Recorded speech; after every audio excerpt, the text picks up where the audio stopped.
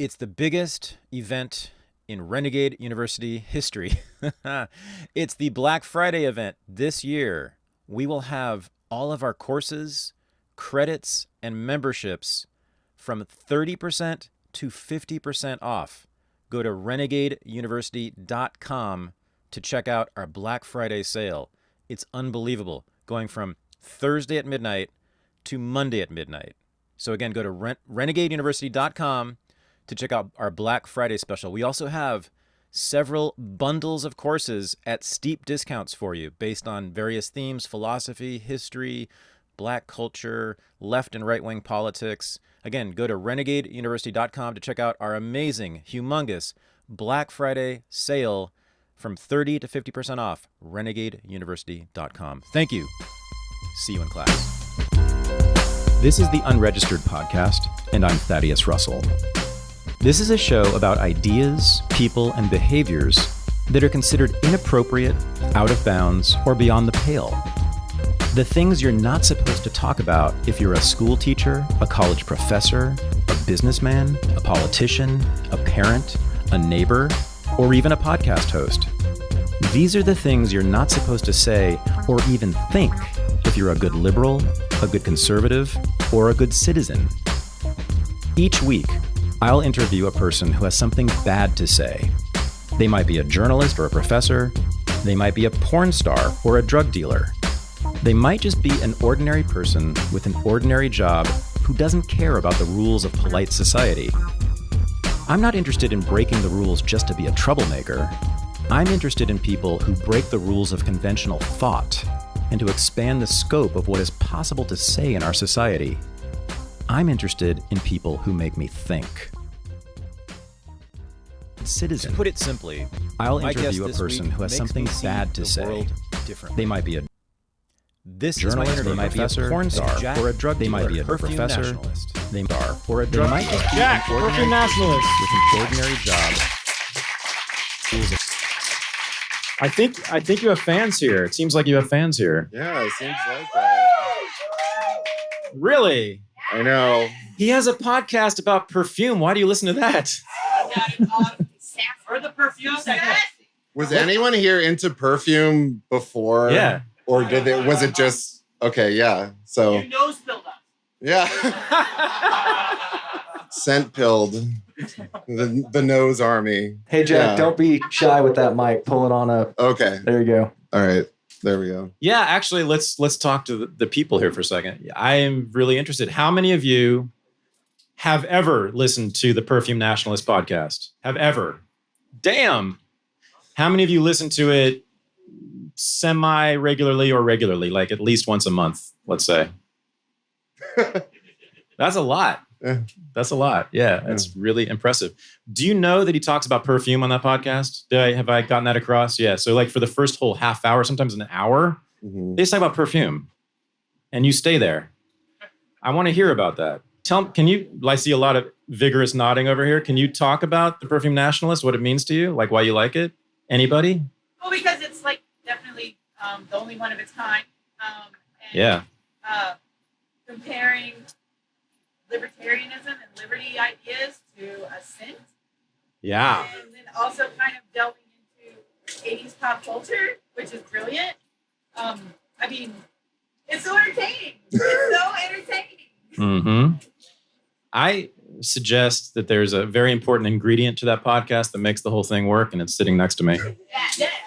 I have just one more question. How many people here are gay? Yeah. Good question. Okay, yeah. I like having a straight fan base. We've known about the gay agenda for a while now, right? It's about infiltration. Somebody got really mad when I called myself a pick-me for straight men on your podcast. It's like, it's true. On my podcast? Yeah. You asked like what my motivation was. Oh yeah, right. I was like, well, To pick up straight guess guys? I'll be honest. Yeah. To get straight guys. Just attention, male Just attention, right? Oh, right. And what did they say to you about that? What's wrong with that? That I'm crazy. It's bad to want male attention? Yeah, I mean, everyone wants male attention, but they just didn't like how direct I was about it. We do. Raise your hand if you want male attention. Woo! Only about half the crowd. Interesting. Okay. Yeah. How do we read that? You need to listen to this podcast more often. Jack, you reminded me that just about 6 months ago, you were in the Daily Beast. Yeah, they did a hit piece. The Daily Beast considered you very important. Mm-hmm. Yeah. Talk about that. What did that article say, and why did it happen, and what was the fallout?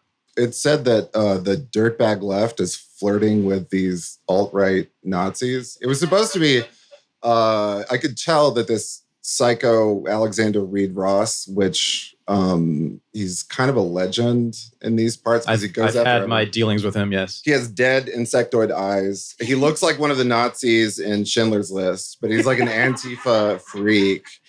And I knew that things were not going to go well when I got this like 3-page weird essay that was like trying to get me to identify myself as like a national socialist.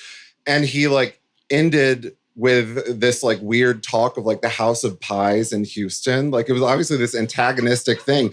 And then he messaged everyone who had ever associated with me, messaged Dasha and Anna. Nobody responded. Nobody cooperated. But then he just published this incoherent piece, like schizophrenically linking all of these like podcasters and everything. And it went nowhere. And it was really nice to see such a unanimously negative reaction to a Daily Beast hit piece. But I said it's a huge success. I mean, if they consider you important enough to write a hit piece, you're important. I've been waiting for it because I always knew one of these like Jezebel or Daily Beast or whatever journalists, like they would think, oh, perfume Nazis. We have the scoop on perfume Nazis. This is a juicy scoop, but none of them understand it. Like they're all retarded. And like I could write a good hit piece about myself. I could write a good hit piece about Red Scare, basically anyone, but like the libtards who do it are so bad at it because they're lazy. Yeah. Like the Jezebel hit piece on Red Scare was like, not like I could do a good one. But they just don't have the info. Yeah. So it's just these incoherent things. Dirtbag left? They called you that? Or no, I was one of the far right people that the dirtbag left was flirting with. Oh, I see. Normalized. So the Red Scare girls, because they like you, that means that the dirtbag left is actually working in service of the Third Reich. Yeah. Okay. Yeah. It's the pipeline. It's the Chapo to fascist pipeline. There it is. Which I mean, spot the lie. They're right, but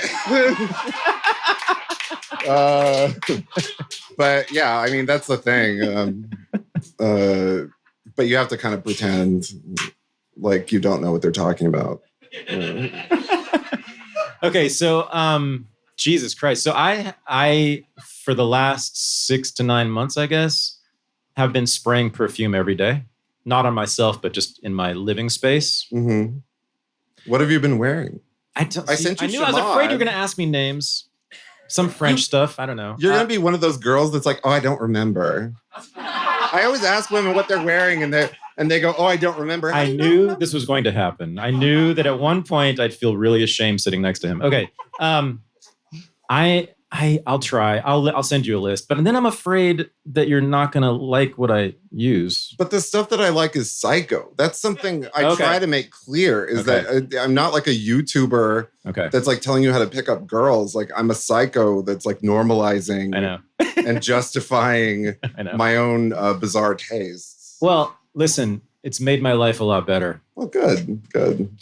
I think those of you who do the same thing or something similar can attest to this. It's all the stuff he talks about. It just adds this aesthetic quality to your life that is all around you and brings up all sorts of memories, most of which are pleasant, maybe all of which are pleasant, all these associations, right? And it's true what he says. It changes your life because it changes the way you feel the world, the way that you experience the world through your sensory perception, right?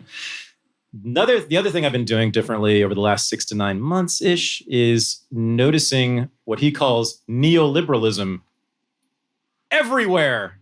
So go find lunch without finding neoliberalism. Good luck, right? It's these, we've talked about it a lot last time he was on my show, boxes with counters and maybe 1 or 2 people working behind the counter and now a machine where you now order your food and then maybe you get your food through a slot in the wall, right? It's all depersonalized. There's no Gray. comfort. Gray is the most important. Gray. Gunmetal gray. Yeah, lots of gray, some off-white, maybe a little black stripe for accent. Very institutional, very inhuman.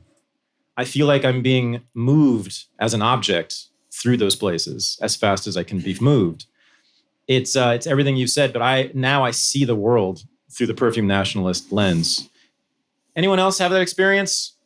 Yeah, I figured. It's and the thing is, you influence people at that level, I think, at the day-to-day, minute-to-minute level of the way we experience the world every minute, not through these big abstract ideas necessarily, not through leaving our bodies, but by sitting in our bodies and experiencing what comes into them, right? Mm-hmm. So it's a pretty profound change, actually, even though it might sound trivial to some people. It's changed my life in a big way, both in the way that I live and the way that I see the world. So there's your compliment. Well, thank you. You're welcome. Thank you. Did you dislike minimalism before, or like 2010s? I liked it too much. Now I'm ashamed of it. Now, knowing you, I'm like, oh, Thad, you like those open floor plans? You bad boy. You neoliberal. I realized I had a lot of reform I needed to do. Yeah. Do you know what neoliberalism actually means? No. Not my definition. I don't either. No, I do. I do. I do. It has to do with Chile in 1973, but it has nothing to do with what you talk about. Yeah. Yeah, it's gray McDonald's. I know. Yeah. So McDonald's. Now you've talked about McDonald's as being once a place of comfort for you and aesthetic goodness. Not for me, just in general. What do you mean? Not like at McDonald's all the time. You didn't like McDonald's before? I eat it alone in my car. Yeah, I saw your tweet. I don't want anyone looking at me. I remember that tweet you had about eating your, what's it called? They got mad at me about that too. They're like, it was funny. Humor. They hate humor. They got mad at you about eating hamburgers in your car? It was like the tone of the tweet. You know how they like, if you're one of the people that they don't like, then they pretend that there is no like humorous intent with anything you're doing. So, but yeah, I think that fast food is something that should be eaten alone, secretly in the car, and you never tell anyone about it. What? Wait, well then what's this thing about you lamenting the way that fast food restaurants have changed? Do as I say, not as I do. Okay. You're just like Hotep, the same thing. Right? You notice that? Both these guys were like, well, I have all these ideas, but don't do any of them. Okay. Better example is Pizza Hut. Oh, yeah. Tell me about Pizza Hut. I haven't been in one in a while. Well, you wouldn't because they don't have dine-in Pizza Hut anymore. What? Yeah. Pizza Hut used to be this really awesome place. Yeah, great salad bar. Tiffany Glass, salad bar. Love the salad bar. Pizza delivery. Yeah, the Tiffany Glass, right. The book it program and stuff. Pizza Hut used to be this awesome place. Now you go in, you either order online or you call it in. You walk up to the counter, they hand you your pizza, everything's behind the counter. There's no dine-in Pizza Huts anywhere. There's like 2 left in the U.S. One's in Alaska and one's in like Iowa, and the franchisees refuse to change. But that's it. All the rest of Pizza Huts everywhere in the country are these like, literally just like, you might as well have had it delivered by a robot versus walking in. You know, it's like a vending machine. Imagine living without your sensory organs.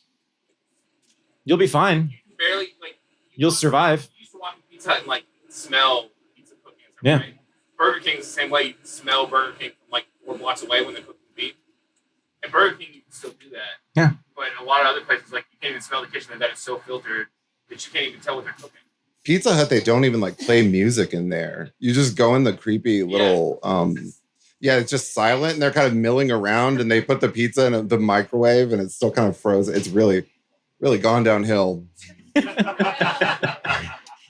Yeah, so everything is for efficiency. Mm-hmm.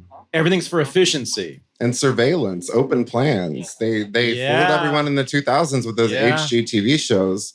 And that's the panopticon. You tear down all the walls, and suddenly the family does not have separate spaces. The man cannot go over here. The woman cannot go over here. Everyone is all together in one communal room being monitored. Do you know who introduced the idea of open floor plans? Foucault? Or no, No. He was against it. I know. He invented the opposite. No, Frank Lloyd Wright. So if you look at Frank Lloyd Wright's early designs, like post-war designs, They were very open plan, big, large open rooms, no walls inside, so you could hear everybody at all times inside the house from wherever they were. Do you know which political philosophy Frank Lloyd Wright was fond of? A little bit fond of fascism. Not an outright fascist, but he was pretty close. And many people have argued, not before he came along, that open floor plans are fascist because it allows for constant surveillance of everyone in the house. And here's Foucault, by everyone in the house. So everyone in the house becomes a cop. Have you ever had a teenage child? You know what I'm talking about, right? They become cops right away. You notice, but it's very useful for the cop in your house to have an open floor plan because they can always see and hear you. Mm-hmm. So you're more right than you even know. You remember when the HGTV shows started, where they knock out the wall and the woman comes in and goes, "Hey, this is dated. This is dated," and they have to tear up the carpet. And it's old. It's dated. They tear up the carpet. They knock out all the walls, and then voila! And they put it in a stainless steel fridge. Now you can't even get a white fridge. I know. It's all American Psycho stainless steel, which was used in that book to indicate that he's like a serial killer. And now that's all you can buy. It used to be a yuppie psycho thing. Did anyone know that? Yeah, because they made fun of like butcher's blocks and like all the yuppie type decorating things in the late 80s. Yeah. So we've adopted a fascist psycho serial killer aesthetic. With none of the fun. With none of the fun.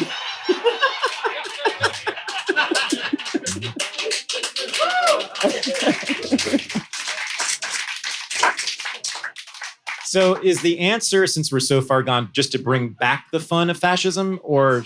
I'm actually really like hippy dippy and everyone do whatever they want. But you know,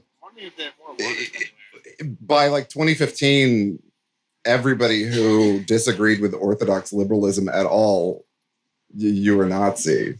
So the definition means nothing. Right. So like, no, I know this is old hat to everyone here, but like the only fascism right now is the Democrat Party, and what's happening right now that no one will address, even the dirtbag left, because it's real and it's not safe to do it yet. But yeah, I know what it is. Being a fascist is the fun.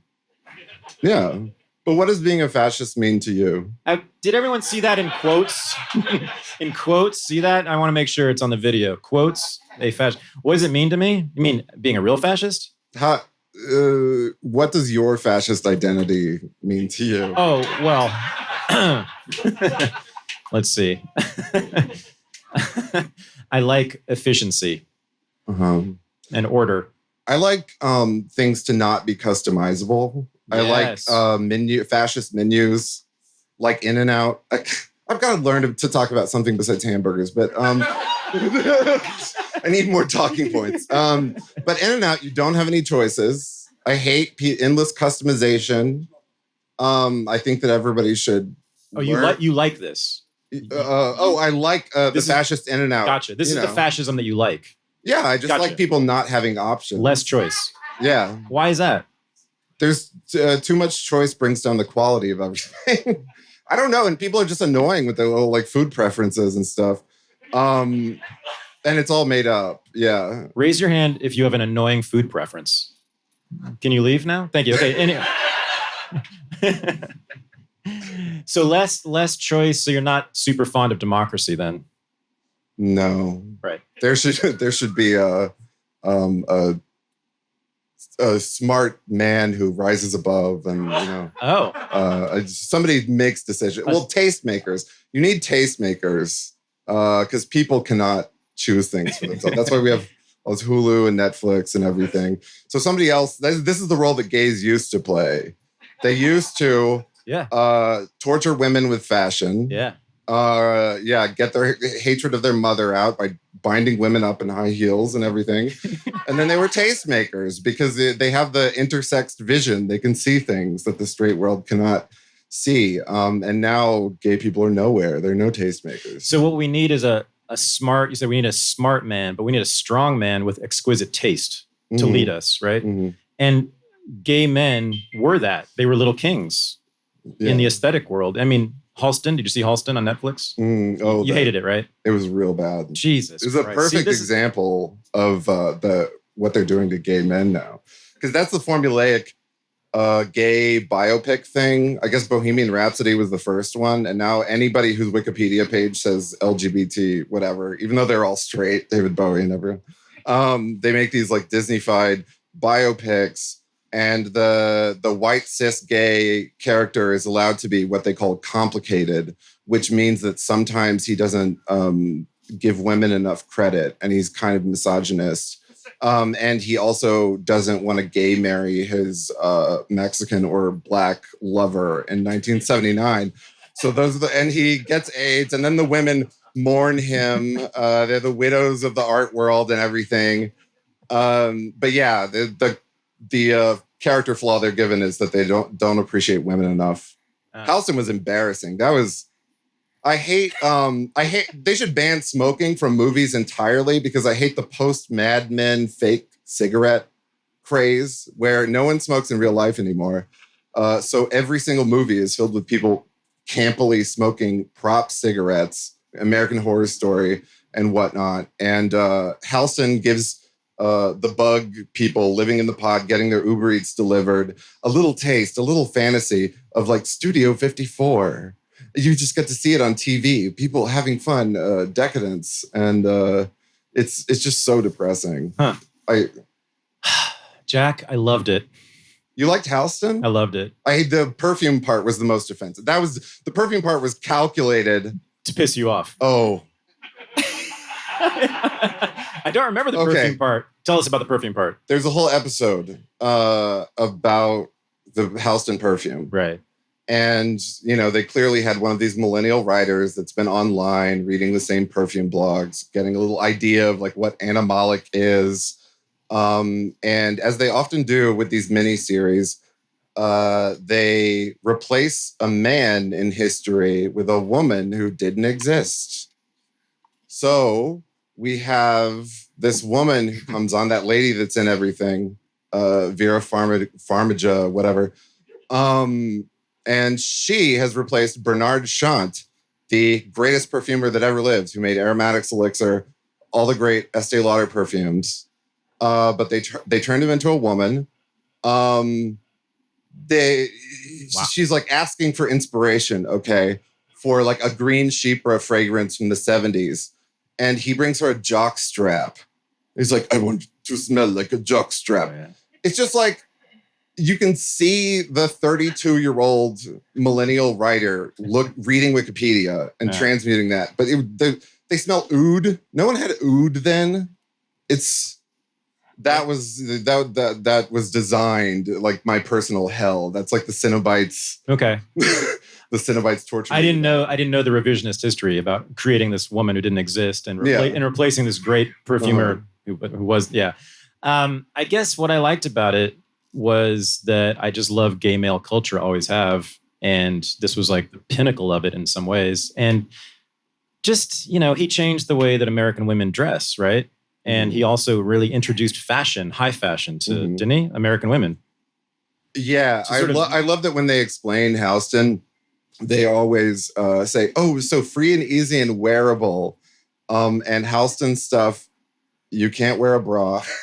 it's just like wearing a tablecloth, but they always do give you the same line about like, it was a new era of freedom for women.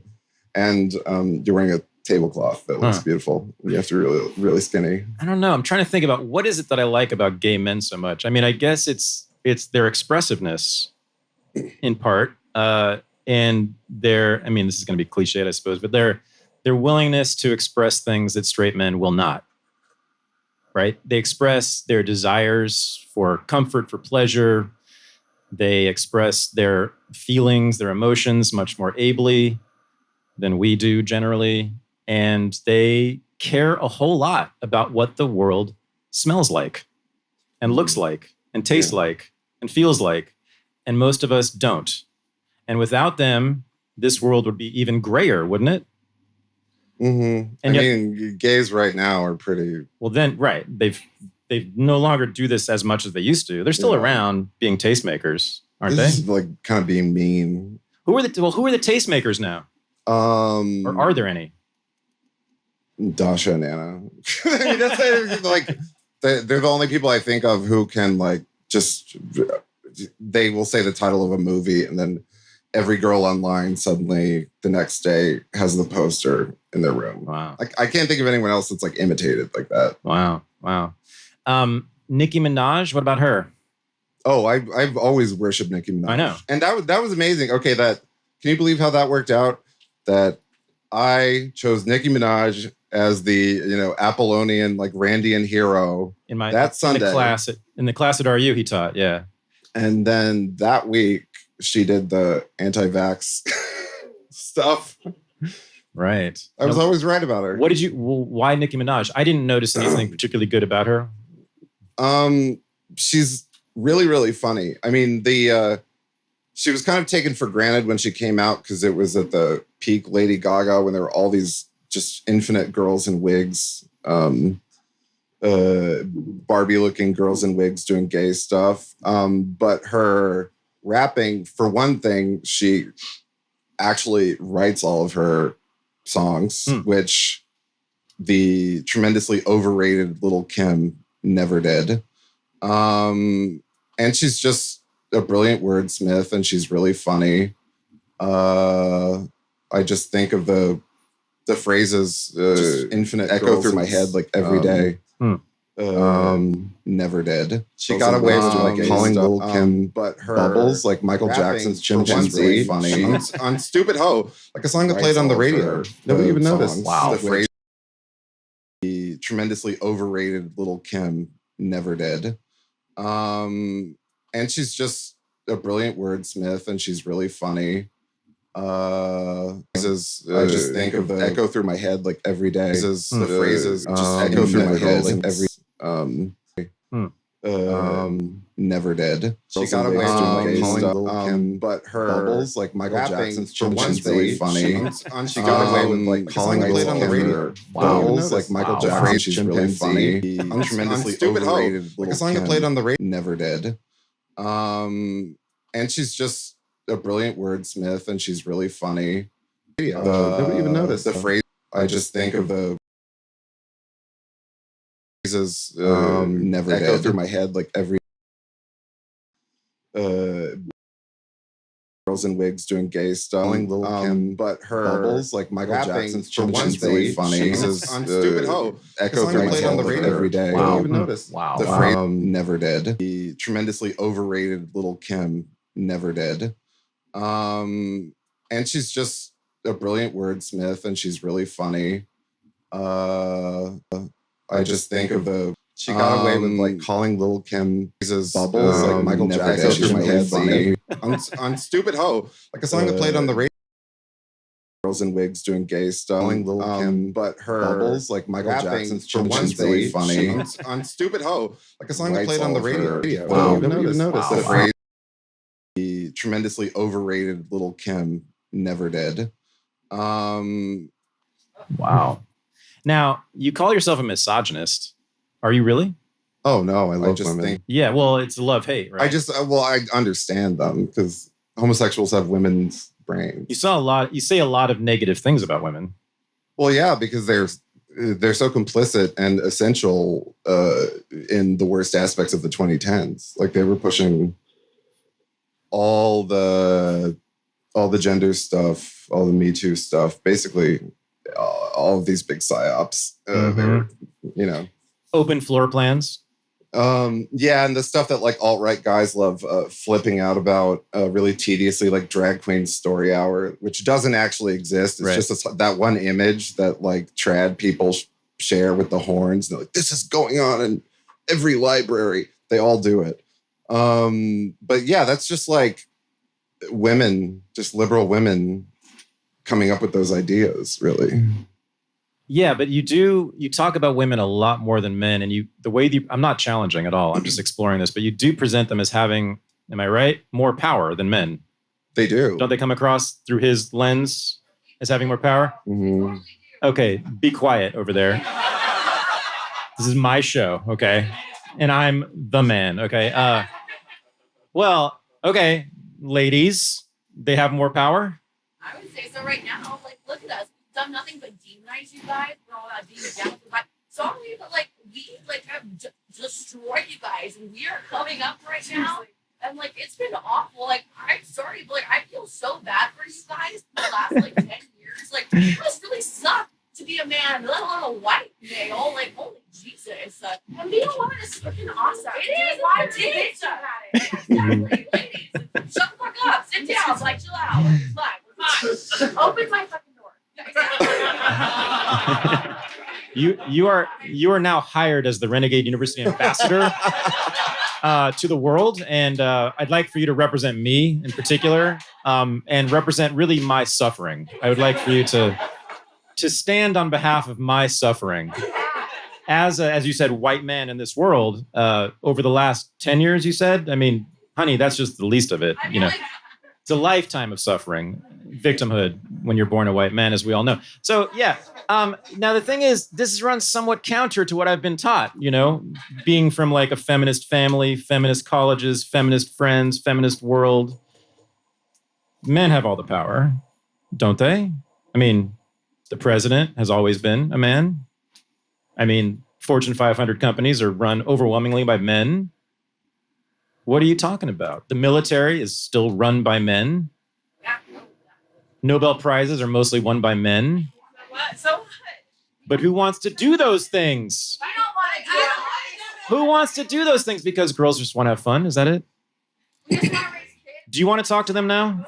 I will say everyone is in for a really rough time when all of the straight men who actually know how to work things, like know what the internet is, when they are diversity hired out of all of those positions and they die off and they're replaced with a trans POC figurehead, because nobody knows how anything works. I don't know what the internet is. It's something with phone lines.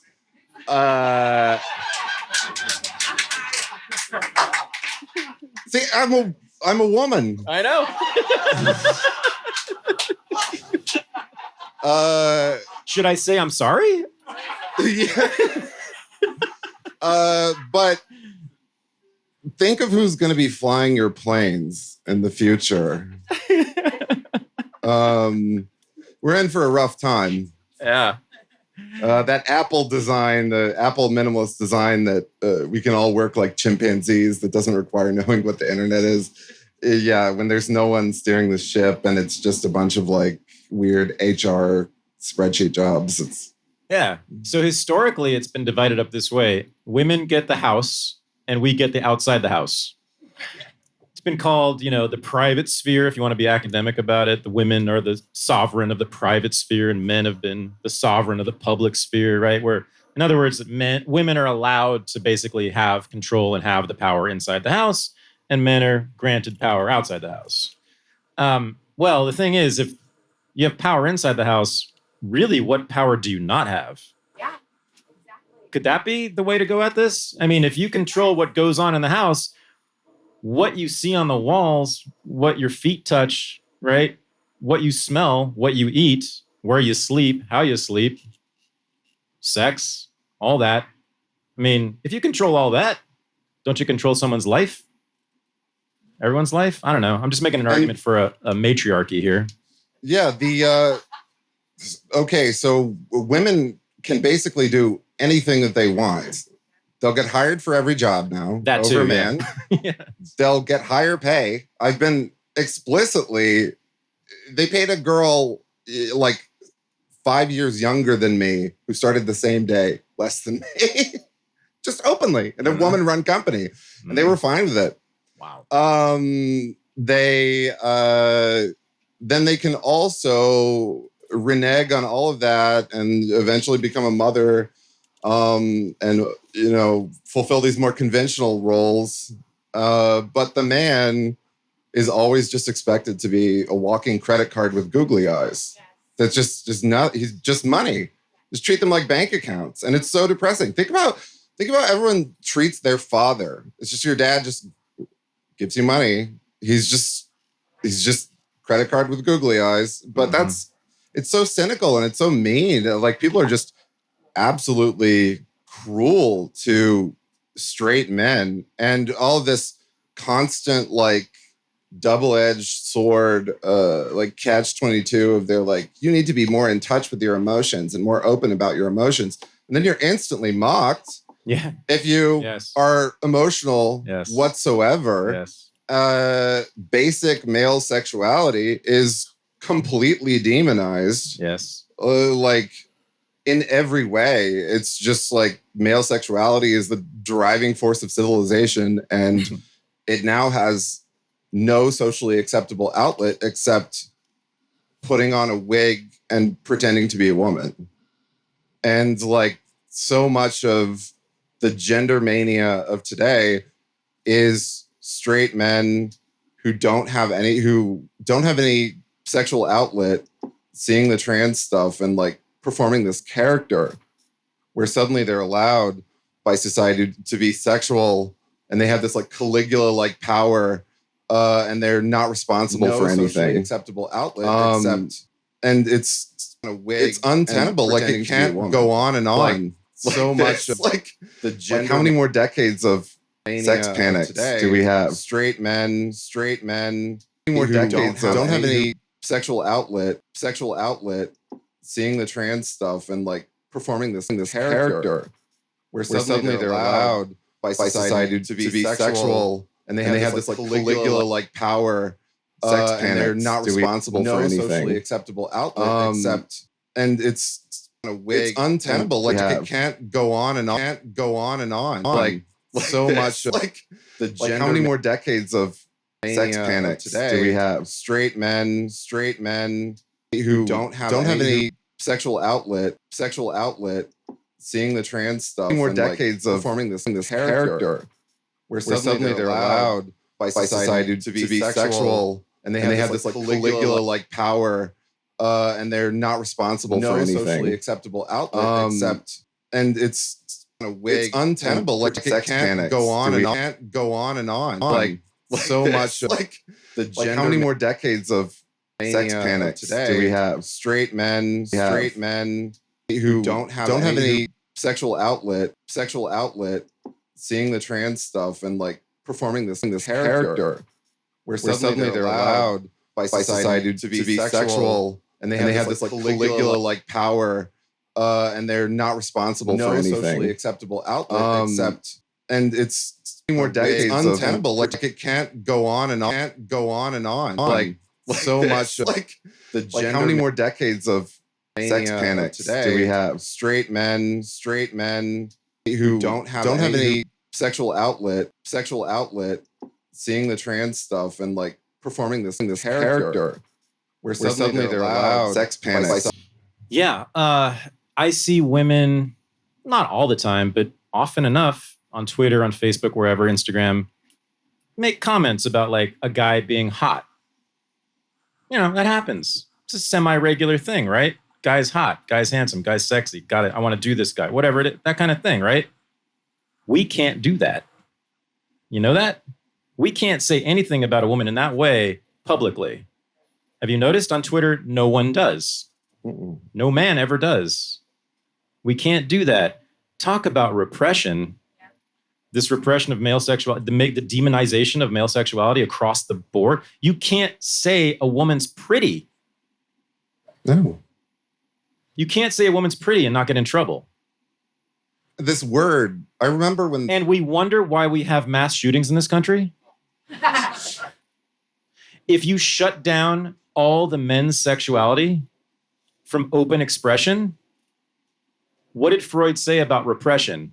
He said what you're going to get is you're going to get the return of the repressed. That repression is going to create something worse inside of people that's going to come back in civilization as something even worse. than a guy saying you're pretty. Right? It can be a lot worse. So, yeah, I mean, the consequences are serious. I mean, I think I'm serious about the mass shooting. Oh, yeah. Elliot Rodgers is only the most obvious example, but just that much repression against men, especially young men, and guess who's doing the shootings? And it's, guess what? Every one of them pretty much has been that guy, has been that lonely, frustrated guy, I think. Any of the mass shooters getting laid? No. So, yes. And how many more can we suffer? I don't know. It's unsustainable. Like, people simply refuse to understand what Me Too is. And it was a cynical, puritanical reaction against sexual liberation because the 2000s were comparatively hedonistic. Everything was like Britney Spears, Paris Hilton, Terry Richardson, American Apparel. You're right.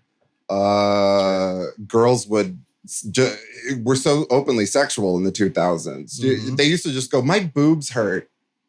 Does anyone remember this? They would draw attention. Yeah, and they would adjust their bras all the time. They don't do that anymore. Wait, what? Wait, what is this? Yeah, they would go, oh, my boobs hurt. But you don't see this kind of like... You're talking about just women in general? Yeah, just like trends. Did your boobs hurt in the 2000s? Yeah, it was something. More? Yeah, it was like a flirting Can I see a show of hands on that? Yeah. Oh, one here. Yeah. But it was a puritanical reaction against sexual liberation, ostensibly with this idea of like justice for rape victims, but it was this reprisal of the campus rape panic of the early 90s, which they brought back before Me Too. There was that Rolling Stone article that was a total erotic romance fabrication. Virginia? The UVA, where she was satanic, ritualistically gang raped by hot white chads in this elaborate ceremony. And, you know, as a 3-year veteran of the world of women's erotic romance, which I edited, I was like, oh, this is just one of the books that I edited. And it was fake, and nothing ever happened to her. That's right. It didn't matter. But that really kicked it all off. And then it was also just a power grab, way to oust men from prominent positions. And now it's gone so far into outer space that you can, just like with gender, you can retroactively alter reality. You can change reality. You can decide that any regrettable sexual experience in your past was actually, you know, power differential. You're exploited. People aren't responsible for anything. And like, just all of public life is just constant one after the other sex panics that aren't real. What about women who are actually harassed in the workplace? I mean, has that happened since like 1995? I don't know. Has it? I don't know. I think I just talked to someone at lunch who said it happens. But I would trade places with them. Yeah? Yeah. Don't have to have a Me Too moment to tell them. No, you tell them right in that moment. There you go. Tell them right. That's what women used to do. That's right. Instead, it's this like, I was so frozen in fear that I could do nothing in the moment. Or what happened to the old slap in the face? Yeah. That used to be a thing. Yeah. And it used to be really effective, I think. Pretty effective. But yeah, that's no longer, everyone is frozen in the moment and can't do it. But yeah, just the larger picture is that men have no place in society, no career, no sexual outlet, and they don't ask for much. This is just a crumb of pussy. Just a crumb. You can't give them anything. And so they're literally crazy. It's now, public life is now Alfred Hitchcock's Psycho. And it's not a joke. It's not a joke. The entire fabric of civilization has been ruined because of this gender stuff. That's it. I can't believe this is how we go out. How the West goes out, and it's Psycho. I have a feeling that some people want to talk to Jack. So if you would like to do that, please get up and go to the back and stand by that mic, and you can say whatever you want. I love the trio of Stacys right here. What is Stacy? I love you too. Hot girls love me. Of all the Stacys at work are always nice to me. Is that what a Stacy is? A hot girl? Chads are like hot guys and like the type of people who aren't on Twitter. Gotcha. Like, With like everyone has to like LARP as a Chad now. Like they read Bronze Age Pervert or whatever, and they were a nerd before and they start working out. But unless you're completely offline, you're not like a real Chad. Real Chads are the ones that are out like driving like four-wheelers and yes, the ones that you see roaming around in packs wearing chubby shorts. right. Big asses. Yeah. They're the ones who get the crumbs of pussy, I think. Yeah. Okay, James. They get the Stacys. Do the Stacys at work call you their work husband? They always tell me how much more they like me than the girls, which is really I have like flattering. 4 work wives. It's crazy. And all the only people that disobeyed, that didn't wear a mask once the whole time that masks were required, were the Stacys. Literally, they all look just like the meme of the Stacey, like 6 feet tall, blonde hair going like this. They're the only ones that could get away with it. What do you think of cottagecore? The like current aesthetic where like the girls are making sourdough bread for weeks and wearing, Little House on the Prairie dresses and stuff like that. I mean, I'm a huge Little House on the Prairie fan, so I like all of that stuff. Yeah. I would like look at like catalogs, the like bedspread section, and like rearrange. That's what I did for fun in 4th grade. Was looking at the bedding sections of catalogs. But the cottagecore stuff, yeah, as long as it's a cute little hobby and it doesn't extend to being one of these like contemptuous trad girls online, that they come in waves, and they always cause problems. Well, and they don't like me because they think I'm hypnotizing all their men into homosexuality, which again, they're right, but does the fact that liberal white women who had nothing better to do during the pandemic have kind of co-opted it bother you? I actually like white women lately because they've been getting it harder in the media. I've noticed, with the Karen meme, which was a total psyop to kind of make a pressure valve, this socially acceptable, racially acceptable pressure valve where they blame the excesses of liberalism on white women. And they use that stock image of the one with the Kate Gosselin hair that hasn't existed for 10 years. It was a dead on arrival meme. But white women are now they're depicted as villains in the Hulu shows. Like straight men got it first. Oh. Now straight men in the Hulu shows play servants. They're servants in the background, or they're rapists, serial killer, incel type things. But the white women I've noticed are getting villainized a lot more. So yeah, the gays, the straight men, and the white women we're all together now. All right. Well, I welcome you, white women. Yeah. Yes, sir. Obviously there are exceptions like Chris Matthew Scabara, but do you think we'll ever see the gay community be pro-freedom instead of being married to Marxists? And of course, most of the Marxists despised gay people. I hope they realize that. Oh, people very openly despise regular gays now. There's no disguising it. No. I mean, will the gay community ever become in favor of freedom instead of in favor of totalitarian it's already government? happening. I mean, like there are like a lot of gay conservatives, and that's why regular cis white gays were kind of like problematized immediately after they ceased to be a useful minority for fundraising for the Democrat Party, and that's when trans was created. But gay men are explicitly no longer part of the LGBT acronym, and I mean that literally. They're not referring to regular gay men. That acronym means lesbians, which are a dying breed because they're all becoming trans as well. Mm-hmm. And all the gender goblin, mixed race, the stuff you see in like when you open your banking app, you see the stock photos of those people. That's what LGBT is now. the stock photos of the mixed race woman clasping the empty mug of tea in her gray sweater. That's what LGBT is.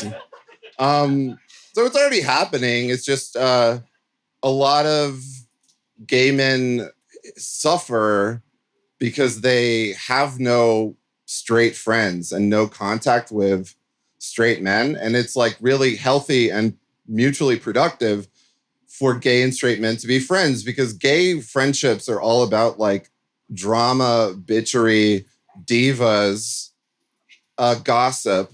It just emphasizes the worst aspects of your character. Whereas if you're friends with a straight guy, it's usually based around like a mutual hobby or activity. Like you get outside of your head in a way.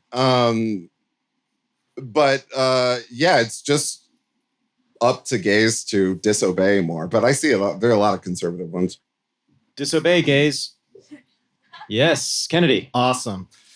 Jack, first off, thank you. You're amazing. Thanks for being here so much. Okay, so I've heard you talk a lot about like the graying out of our culture by the left, who value uniformity and egalitarianism. Just as we've kind of seen with like the mass culture, right? We're all the same, right? Marching, going in rank and file with what we're doing.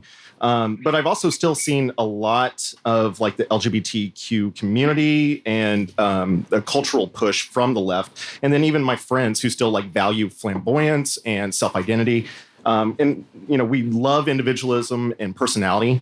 And that's something I definitely value. But do you feel like the left is kind of pushing a hegemony of diversity? Would you say that? Or like, what do you still see it as different, more as towards the gray?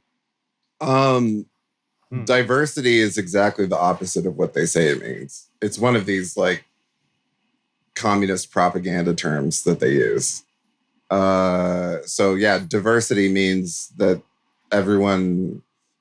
gender has ceased to exist. Individual like racial cultures have ceased to exist. Everybody's, like the Brave New World, in the jumpsuits, the gray jumpsuits. What was your question again? I can't remember. No, you're answering it definitely, because it feels like it's like we want you to be you as long as you are not like what you would say be normal, like you have talked about before. It's like, don't be normal, but be you, but be the same as everybody else through your diversity. Do you kind of view that, or that's kind of where I've kind of been to recently? It's the same through your diversity. I mean, the entire like media apparatus is based on punishing people for not acting exactly the same now. Every news story is someone being like singled out and made an example of for acting different. And the realm of like what you're allowed to do just keeps getting smaller and smaller and smaller. Be normal, which just became our catchphrase, replacing live, laugh, love at a certain point.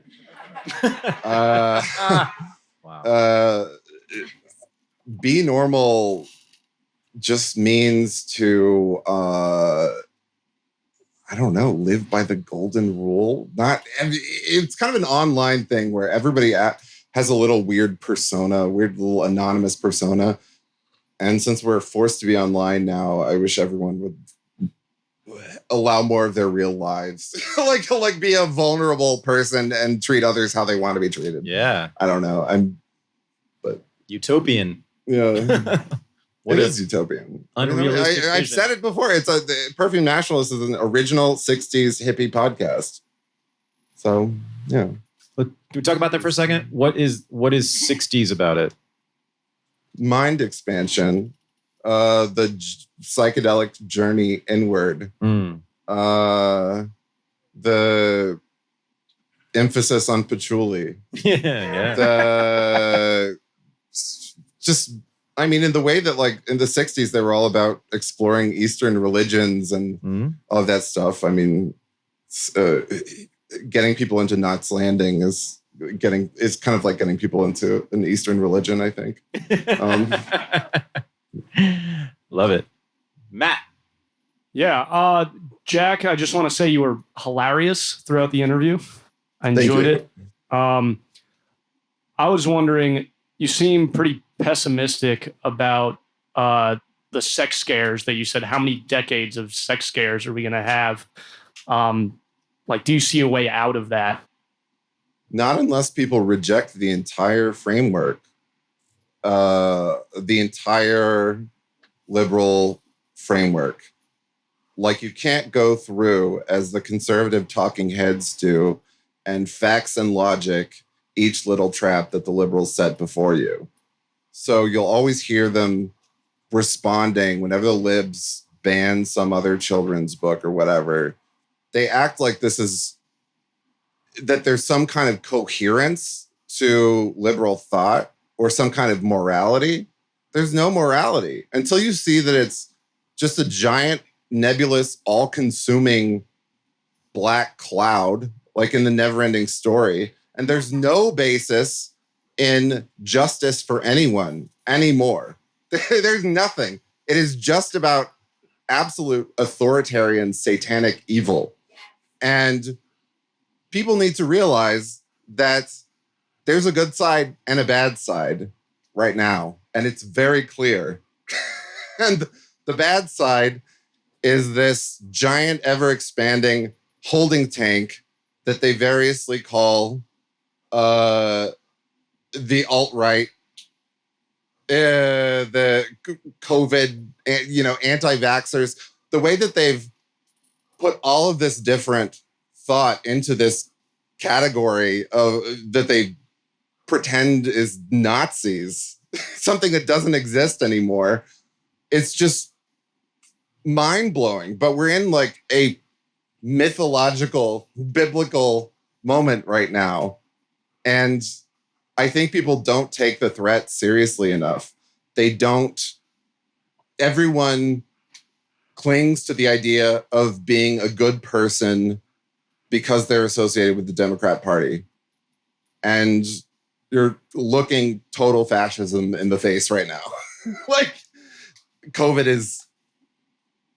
I can't believe what's happened in the last year. And I cannot believe that just normal life has been replaced with this religion of masks. Like, it's an evil religion.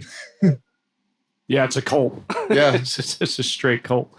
I have one other quick question. You talk a lot about you're talking a lot about restaurants and the aesthetics there and the aesthetics of TV shows and movies.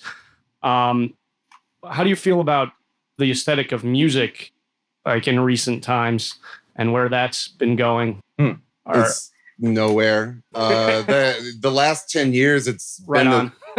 I mean, Lana Del Rey is the only memorable cultural figure of the music figure of the 2010s. And she stands out because her whole image is so reactionary, something that people sensed from the very start. Before Lana was socially acceptable and gained broader acceptance, people would act like they do about Trump, about Lana. There was like Lana derangement syndrome. They would get angry at you if you said that you liked Lana. And all of the music press, they sensed that there was something wrong with her worship of conventionally masculine, abusive males, and her like Lolita stuff and her nostalgia for 50s America and all that entails. But music has just been stuck in this, like, Billie Eilish is the best example of it. It's all just these girls with dead SSRI eyes. And there's just kind of a gloomy trap beat. Britney's Blackout at the 10th remove, gloomy trap beat, some like Yeezus trappings over here. And the girl's just staring like this.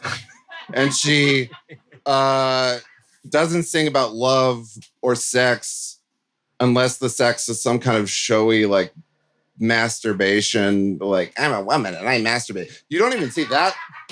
You don't even see that anymore. It's totally de-sex and it's just kind of about feeling vaguely sad.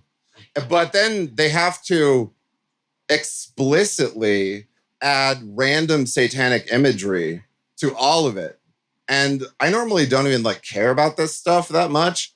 But the fact that you'll have these Billie Eilish type SSRI girls, and then they'll do the video with the CGI black goop, you know, descended from Bjork. It has to be like, fuck that in some way. Like, fuck that. This is what, when women have total creative freedom, they basically do Bjork, where they have black snot crawling out of their nose, and their eyes go back in their head, and there's hellfire burning behind them. And then eventually some contestants from RuPaul's Drag Race will be wheeled out. And that's it.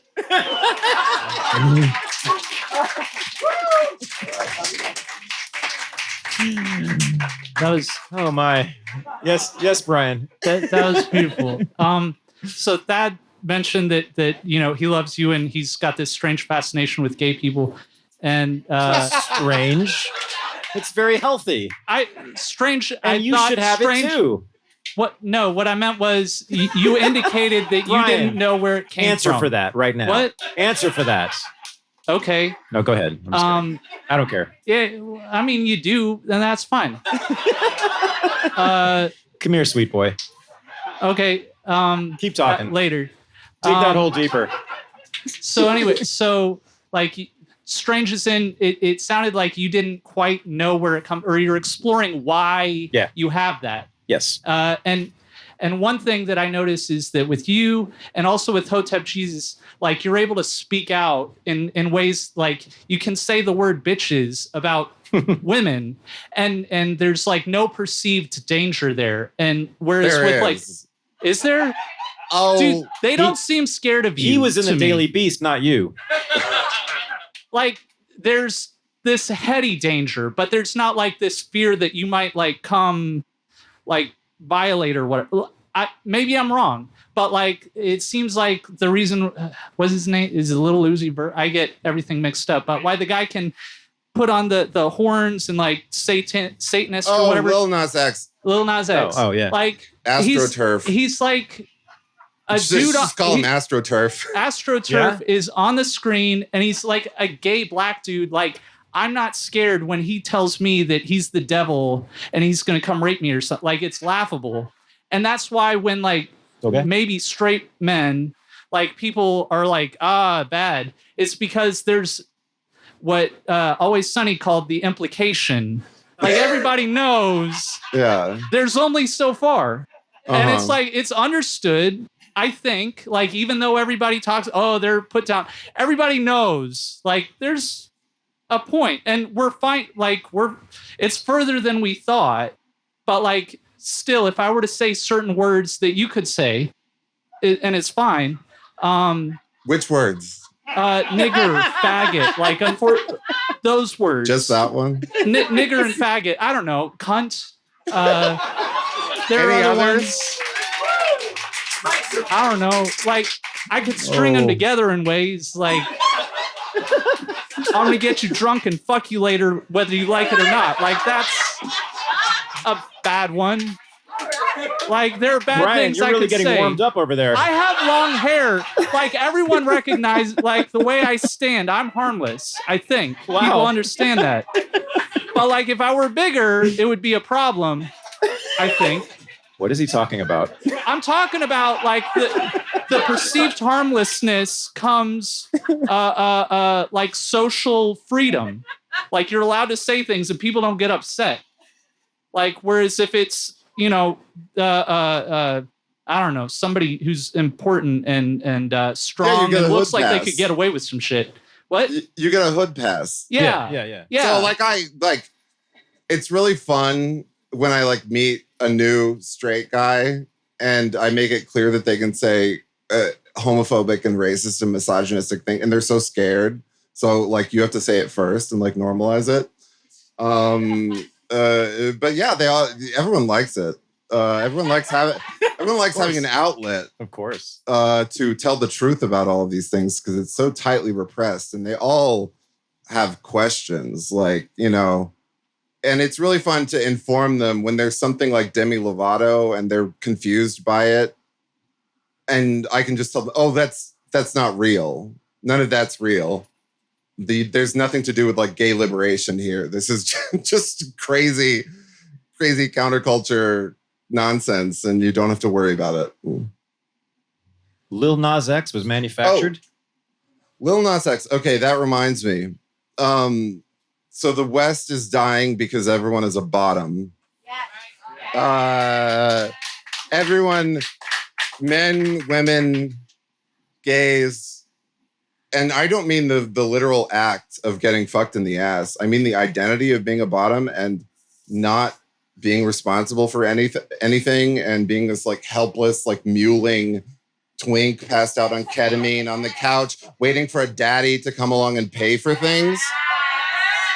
That's how everyone is. And the part of Lil Nas X, that psyop, which was very clearly deployed to take care of the problematic masculinity of the rap world, which had been allowed to exist for quite a long time. So you see this guy wheeled out. He's not a fucking bottom. He's like 6. He's massive. He doesn't even act like a real bottom. But that is a little PR thing they've told him to mention, and it's worked. And all the like pitchfork pieces are all like a new type of black bottom sexuality.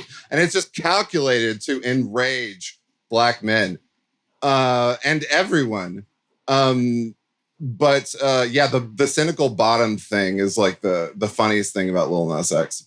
And the baby controversy, okay, where they like framed him as homophobic for these jokes, which it was like totally fake. He did nothing wrong. But that was making an example to the other rappers that all your contracts will be canceled. You'll be written out of everything. And you won't have a career unless you wheel out Lil Nas X with the devil horns and whatever he wants to do. They're coming for the rappers. Yeah. Wow. Eliminating the Republican Party and coming for the rappers, making them into gender-friendly boys. Okay. In the back. Hi. There are a couple other people behind me, so I don't want to take up too much of your time. So I had a fun question or a serious question. Which one would you prefer? Fun. Which is your favorite queer-coded Disney villain?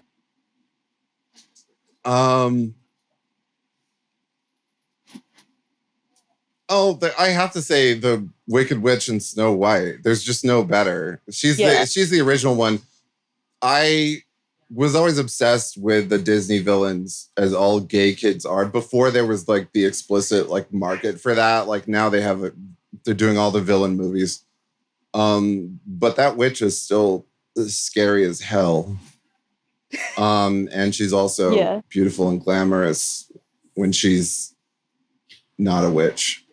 So, did you say queer coded? Is that what I heard? Yes. Yeah. Is she queer coded? She's vain. She hangs out with that huntsman. Okay. She cares a lot about her appearance and general ways she presents. So, yeah. Like, I don't think most gay men want to be Snow White. They would rather be the witch. Yeah, that's fair. Oh, yeah. I mean, it's... Yeah. Okay. Gotcha. Okay. Thank you. That was fun. More fun questions. We like those.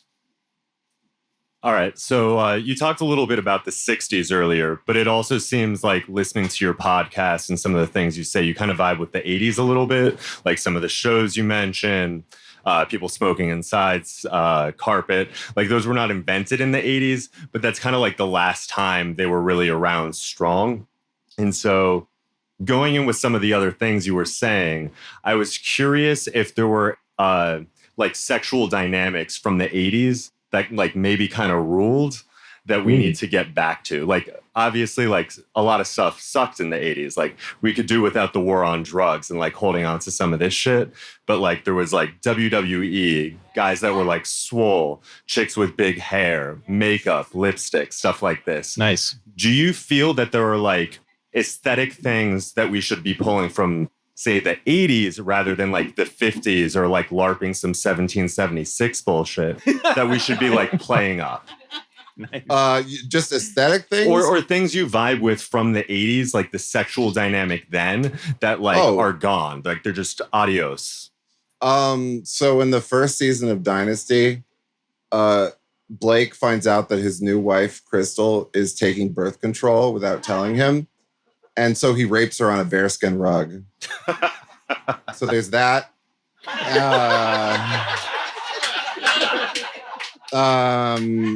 And they stay together. They're a happy couple forever. And then also in the first season of Dynasty, Blake's gay son, Steven, his lover, Ted Denard, is standing in front of a fireplace, and Blake pushes him and accidentally kills him and gets off the hook. He murders his son's boyfriend. That incest is really normalized on all the soaps. There's that. They're all a lot more like libertine. Sure. Basically, just like the honesty about what's sexy without the bureaucracy. So, since the 2010s, erotic romance the content is the same, but the rape stuff has to be fed through this filter of BDSM. So, because there's this ridiculous diaper baby game of like whips and handcuffs and everything, the more violent aspects of human sexuality are then safe and acceptable. This framing is just kind of like dumb. And like a lot of the eroticism is like a fucking werewolf or a vampire or a billionaire who's going to tie you up, who you're not in his league. You're not going to meet a billionaire who wants to tie your ass up. Yeah. And now it's just the HR department. Like it's just nothing. All the books that I edited, even more so than the sex, the women were really obsessed with getting revenge on prettier women. And thinner women. So thin women were really demonized. And the heroine was always kind of like bookish and chunky. And the millionaire is just magically interested in her. Like as you see in Twilight, where like she has all the hot guys fighting over her, and she's just this like dykey, slump-shouldered, like she's cute. She's cute, but like the character, she just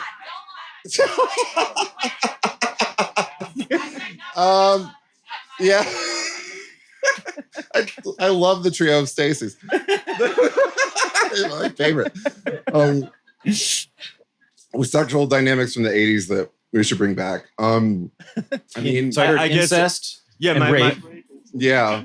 What else do you want to bring back from the good old 80s? Well, you talked about guys like not being, as a guy who's not on Twitter, like my question is like, should we maybe like stop getting into arguments with strangers and like go live some of this shit maybe? Oh no. You don't think so? No, stay on Twitter. It's much easier. Yeah. You mean like go beat people up? No, if you're a dude, go get masculine, and if you're like a chick, like it's okay to be feminine, and like whatever. People are gonna have their preferences, how much they dial this shit up. But I think like maybe too many people are too scared. Like fuck wearing gray or drab colors. It's like, what do you look like underneath your clothes? Maybe. I really hate when people do masculinity as a LARP. Right. Like, and a lot of gays don't like me for this reason. Because gays, okay, first of all, like the top-bottom dynamic, tops act like evil, shady divas to each other. And bottoms have this like reputation as being like all the chaotic feminine behavior is over there. No, tops are ridiculous. And people who lean into the top identity where they wear a backwards baseball cap and then like buy a truck, it's just laughable. Because all the like, you know, all this, most of the stuff I like is really girly and like conventionally gay, but I don't think most people would think of me as like super femme. Sure. I don't remember what the original question I don't was. mean specifically to you. Like, if we're gonna have any kind of fucking society or whatever, anything that like rejects this neoliberal shit, like, Yeah. Do you see any outs or whatever? It doesn't have to be from like. I'm just asking you, like, how should, if you're dictator, how are the people in your land gonna live? What's the sexual vibe going to be like? We know your aesthetic preferences for like some other items. Like, Yeah. you're the dictator. What's it look like? I'm the dictator. I could get into trouble here. Well, Oh no, you never do that. The women go in the longhouse, and the men no. No, I mean, I think it would just all be solved if we just made gender theory illegal. I would absolutely make gender theory 100% illegal with no room, no wiggle room. Nope, done. Bye. None of that anymore. They're not. I went like I hate when people simp for China, but whenever I see those articles where it's like new type of gay banned from representation on TV, I'm like, you know, I really, it sounds desirable. Cool. Thank you. Someone speak up for gender theory, please. Besides me. Ted. Yeah, just simply, what perfume would you pair with this weekend? And why? Oh, well done. Well done. I guess because I wore Incense Avignon because it's kind of safe and people tend to like that. It's embarrassing. I never wear the weird ones when I like meet people. I always wear those at work when I don't care what anyone thinks about me. But I wear kind of safe ones if people are expecting, if they know anything. What would I pair with this weekend?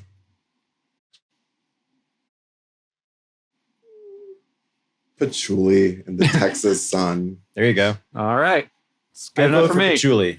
Patchouli. I vote for patchouli. My favorite scent of all time. Yes, we got 5 more. Okay, we're gonna have to keep it a little bit shorter, guys. Sorry. Sure.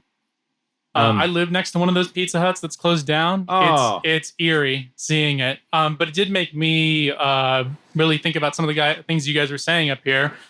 And my question is centered toward one of the topics, which is this sort of graying out. We mentioned restaurants, Pizza Hut in particular. I noticed that people don't even really seem to mind, so it's working for one. And then the other topic I wanted to tie with this is this sort of like loss of men or masculinity that knows how to like do things like the infrastructure, the internet, the water, the sewer, and all that kind of stuff. I do wonder if we're already starting to see the creeping failure, and that is the sort of grayness that you talk about, Jack, like creeping in. Like the automation of KFC is like the thing that underlies that was the reason for it is because somebody who knew how to do something either retired out and then got replaced by somebody who really like didn't, because qualifications don't seem to matter anymore a lot in like corporate America. So yeah, I was just curious for your thoughts on that. Every single policy that liberals implement, that Democrats implement, only has the long-term effect of making things run less efficiently and makes everything more expensive and everyone more annoying. The plastic bag bans was a big like red pill on this for me. So around like 2010 or something, the liberals started up the like, we're going to ban single-use plastic bags, which have a purpose. Everyone like scoops their cat shit into those. Like they're great. So everyone's taking their reusable bags for several years, and then they repeal the bag ban. So now in Austin, it's just you don't know whether they're going to be bags or not. It's just like random. Maybe they're bags. Maybe you have to pay for them. But that's just how it all works. That's everything that Democrats do, is that for some made up, stupid, do-gooder social issue, like baby sea turtles racing towards plastic straws on the fucking beach. And that was the weirdest one. I bring it up all the time, but the plastic straw thing was out of nowhere. And then there was this alternate reality that summer where suddenly plastic straws were the most dangerous and immoral thing on earth.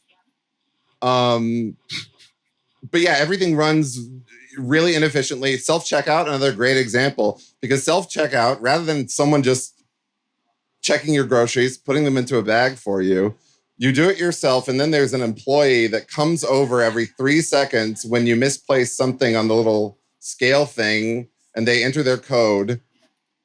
How is this more convenient for like anyone? And it still requires like an employee, but yeah. Vote against Democrats forever. Yeah. All these post-leftists, all these and like embittered little like alt-right guys who like hate Trump and a little mealy mouth like Trump wronged me kind of way. I don't care about politics or policy beyond. I will vote against Democrats for the rest of my life. Symbolically, it feels so good to pull the lever. And that's important. Don't let them tell you that voting doesn't matter, even though we probably won't have real elections anymore. Still, psychologically, it matters for you to vote against Democrats and commit. Think of all the things liberals have done to you and imagine how I felt in 2016, hitting the name Donald J. Trump twice. And that was when no one even took it seriously. I just did it because I hated liberals so much. Okay. Thank you. Thank you. Tony. Hi. I have a question. So I'm an old guy. I was born in 1971. So that gives you a sense of sort of the imagery of masculinity that I grew up with and was bombarded by. I have two sons. One is 17, the other one is 20. And the 17-year-old, his friends kind of congregate at my house. My house was like a haven for them during COVID because we didn't care if people came over and no masks or any of that shit. And I'm somewhat horrified when I see this group of young teenage boys, these 17-year-old boys, high school boys, because honestly, they behave exactly like the girls behaved when I was in high school. I mean, at the risk of offending people, they're a bunch of drama queen little bitches. And it horrifies me. It honestly horrifies me. And I'm wondering if you have any thoughts on, is there hope for these kids, these boys, to not grow up in this emasculated world where they have no sense of what it is to be men? They have to have some kind of outlet.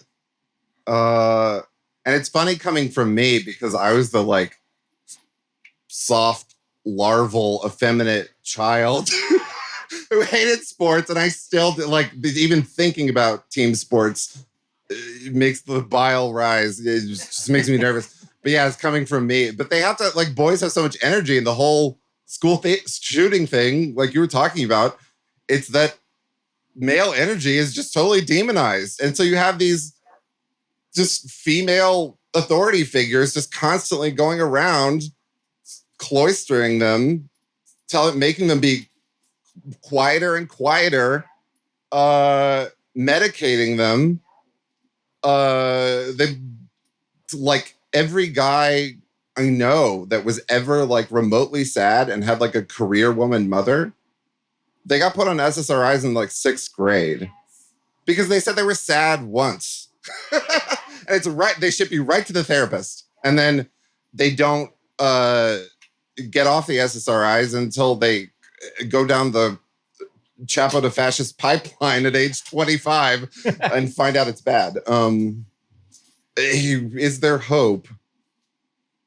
I mean, the institutions have to be totally burned down. I don't know how it can ever be improved because what is public school now? And I liked public school. I had fun. I liked college. I liked that kind of organization to my life. But now that public schools are just weird alternate history indoctrination centers where you get medicated and told that you were born in the wrong body, nothing's going to change. Thank you. Burn them all down. By the way, has anyone, this is totally off topic, well, speaking of principles bossing us around, has anyone seen the new Kamala Harris videos of the space camp of her talking to children about space? Yes. I just saw them yesterday, I think, for the first time. This is next level. Go check it out. It's Kamala at her very best. Scott. I'll try to be quick. Where do you think the subconscious of our culture developed The Handmaid's Tale from? Oh, that's I haven't read it, but that's BDSM female wish fulfillment stuff. All that like that yes, I mean it's an erotic fantasy. It's not like what it's sold as. That everything like that, where they're like warning you about what it says about society, that it's cultural critique. Like that's how they have to deliver pornography to you now with that moral framework. That's the psyop. Yeah. So what happens in it? Like the women, it's all like fertility, like Oh yeah, like the women of the land are infertile except for a certain random few, and then they basically become the currency. And that's how the patriarchy takes over and sells them back and forth. Yeah, yeah. And it's also, as you see with whenever the protesters in those outfits come out, I mean, it's just like a logical extension of like the Harry Potter girl. They move on, they graduate to Handmaid's Tale. But I honestly don't know enough about it to really. So you edited women's erotica for a while. So you're an expert on this. Yes, I lived inside the morbidly obese female brain and vagina for 3 years. And I know every desire that they have, how they must have everything delivered. Because I was like, I was a copy editor, but a big part of my job was like censoring it so it's their exact fetish, because you can't just write anything. It can't just be like you thought of some characters. It has to be extremely formulaic. No lesbian stuff. They all hated lesbian stuff. But the fibromyalgia. They all had fibromyalgia.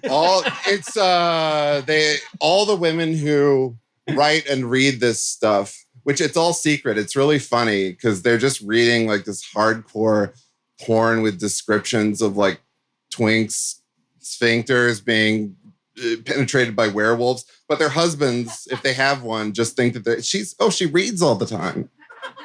And they all disapprove of men looking at pornography too. They all hate pornography, but they read about werewolves having gangbanging twinks all day. But they all have fibromyalgia and they hate thin women. They hate prettier women. I was talking with my friends the other day about like how since women have like taken over the video game industry, it's really funny that their top priority is making all the female characters uglier and the boobs smaller. That's like their number one. You like let them in the industry, and then number one thing on the list is we have to make the boobs smaller and make them fatter. Which serves everyone. Certainly. Yeah. Social justice, smaller boobs. Mm-hmm. Okay. In the back, we got 2 more, and then we got to go take a break. How do you explain the popularity of 50 Shades? Well, what it started out as was Twilight fan fiction. So that was at the heyday of Twilight. And it just made it totally explicit, sexually explicit. And it was like, the stuff that I edited was really, really cheap and really, really low rent and bad and almost like unreadable and like incoherent. But any one of those books could have been 50 Shades of Grey. 50 Shades of Grey, the success was totally random. It was just because of the like Twilight connection. But again, it's this coinciding of Me Too and the campus rape stuff and this panic over human sexuality and sexual liberation and this massive expanding definition of rape and sexual assault. Bureaucratized, is that a word? With this framing of BDSM so that it's okay. So it's like they can have the forbidden, unfeminist fantasy, but it has to be in this little like ritualistic sadomasochistic performance. And Camille Paglia's whole thesis with sexual personae was that civilizations at the end of their lifespans enter a phase of sadomasochism and gender ambivalence, androgyny, and transvestism. And that's what's happening now. I mean, COVID is sadomasochism. Cancel culture is an explicitly sexual thing. This is one of my big concepts, okay, is the ritual of choosing someone online to be the whipping post for the day. It's a sexual thing. And especially since it's most often done by kind of chemically neutered gender goblin people, that is their sexuality. It's this sadomasochistic performance. Yes. It's sadism. Spectral rape. Yeah, it's sadism. Right. On their part. Yeah. Last one. Yeah, we got 5 minutes. Yep. I hate to be optimistic when I see this, and so I want you to just burst my bubble for me. What's up with the "fuck Joe Biden" chant? They're doing. I mean, let's go, Brandon. I misheard it, but you know. I don't know the whole story because I really don't actively read the news, but any kind of mainstream negativity about Biden is totally fake. You know, they're doing away with him. At some point, they're gonna kill him off and replace him with Kamala, and everyone's known that that's coming. But yeah, you saw that 1 week where there was suddenly negativity about Joe Biden on CNN. There's just something else going on. But I don't know that the average like normie libtard leaning person who just like doesn't think about politics that much, I have no idea what their feelings are on Joe Biden. He was just this thing to get rid of Trump for them. But I can't imagine any of them, if they think for 2 seconds, are like happy with this. You have to buy into like so many delusions that are right staring you in the face to be like positive about this guy. But I don't know. If they're negative about him in the press, then that means that they're hinting that his plot line is going to come to an end soon. He's going to be written off when the main actor of Melrose Place or whatever goes on vacation. You just hear them on the phone call later. Yeah, that's going to happen. Thank you. Ladies and gentlemen, Jack the Perfume Nationalist. Illusions that are right face to be. This is the Unregistered Podcast, and I am Thaddeus Russell. To become a member of the Unregistered Underground Supporting Listeners Group, go to patreon.com/unregistered.